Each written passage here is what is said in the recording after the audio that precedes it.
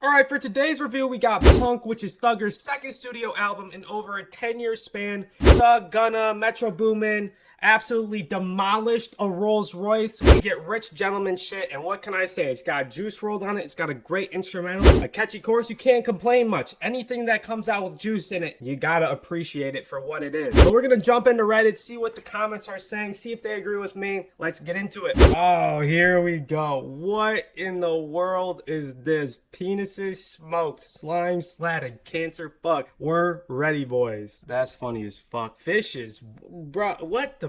Whoa! What is this? All right, bro.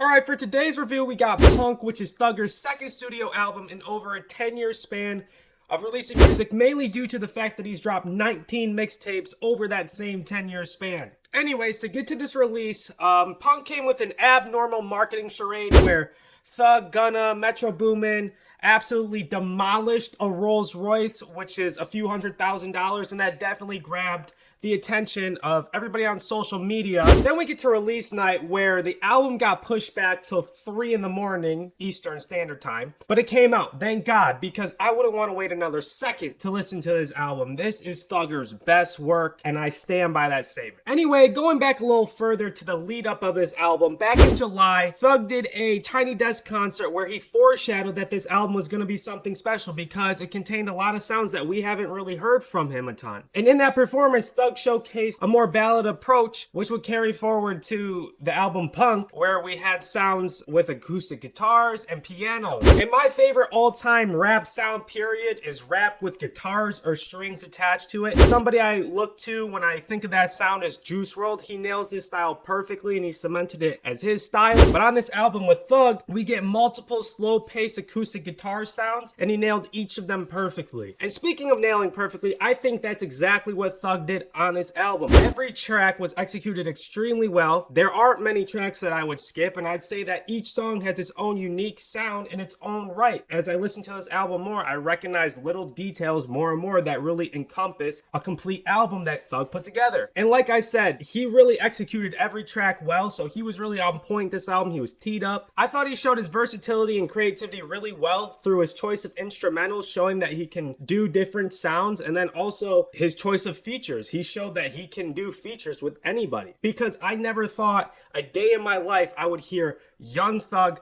featuring Mac Miller, which we'll get more into in a bit. But moving past that, like I said, this album is very complete. From the intro to the outro and everything in between, there are no dull moments. That's why I believe there's not many skips on this album. I have multiple highlighted tracks. The first one we'll start with is Stressed with J. Cole and T. Shine. This is the second song coming off an intro that had some questionable lines, such as, "I always knew I was gonna be gay."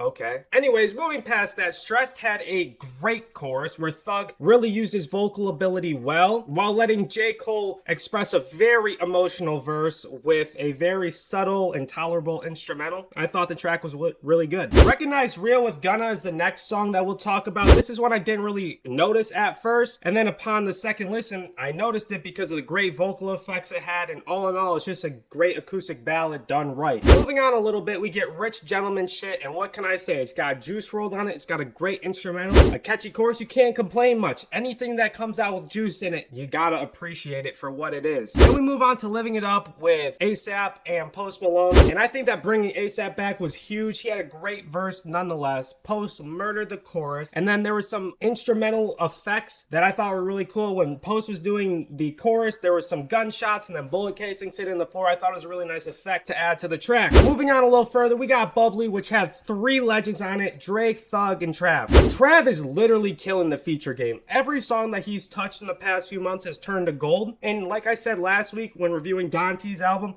I cannot wait for Utopia to come out. It's gonna be a legendary album nonetheless, okay? Closing out the record with Love You More and Day Before. Now this is an incredible conclusion to the album. Love You More had an extremely emotional feel where Nate Roos really killed the chorus with his singing ability, and Gunna actually killed his verse with his singing ability, which kind of surprised me. All in all, this is a 10 out of 10 track. Then we close it out with Day Before, which is an incredible track. It's actually jaw-dropping how well this was put together. The acoustic guitar played into max Mac's verse perfectly. I'm so glad that he put Mac on this album. I'm beyond happy, honestly. Mac was one of my childhood heroes. I actually got him tatted on the outside of my leg. I love that guy. I loved his energy. I loved everything about him. So for Thug to put him on this track was amazing. And this is fireworks. This is how you end an album. This track is 100 out of 10, no less. Sorry. All in all, this is a great album. It's a little lengthy in terms of tracks, but some tracks are like 2 minutes long, so it balances itself out.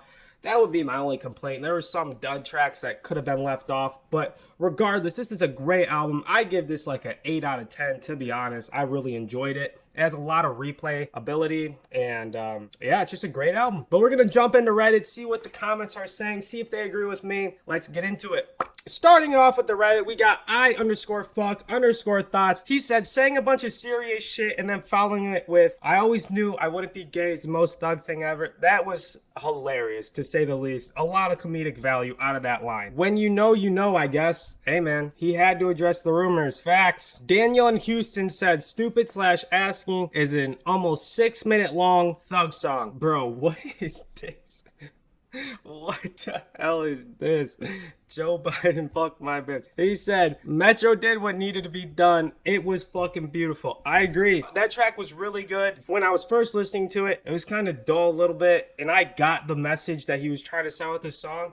And then the beat switch kicked, and I actually really liked the asking portion of the song. That's just me, though. Hergen says, I did not expect the Mac feature to be so long and mix so well with Thug. Wow. The odd thing about listening to Mac sometimes is how he feels very current, yet the verse is at least 3 years old. That's what I was saying. I really felt like that verse felt like what we listen to right now, and that was recorded years ago. Mac was just a legend, bro.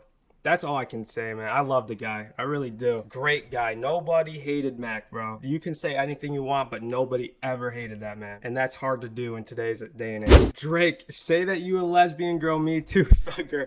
I always knew I wouldn't be gay. Yo. Oh, here we go. What in the world is this? Penises smoked, slime slatted, cancer fuck. We're ready, boys. That's funny as fuck. Fishes. Bro, what the Whoa! What is this? Alright, bro. This J. Cole T-Shine song going hard. Yeah, J. Cole is definitely hungry again. Hey, bro, you might have to thank Drake for that, for pulling him on stage and kind of sunning him, saying, why are you saying you're top 3, but you're behind me and K-Dot? Like, give yourself some respect. Hey, bro, Juice WRLD's song Beat Go Crazy. I mean, that song had Kanye as a producer, and Pierre was also the main producer, but when you have two goats, I mean, what do you expect? Come on, man. Yo, he's back. He's back. Honestly, if that post feature was what held the album up for 3 hours, it was worth it. Post feature was wonderful on the instrumental. I agree, man. Post has been, Post has been gone for so long. I need him to drop this fall, this winter, whenever, bro. I need it. But that's gonna do it for me. If anybody's here, man, please please give a comment on what you think. That'll really help the algorithm push in my favor. And yeah, have a great day, guys. Peace and love.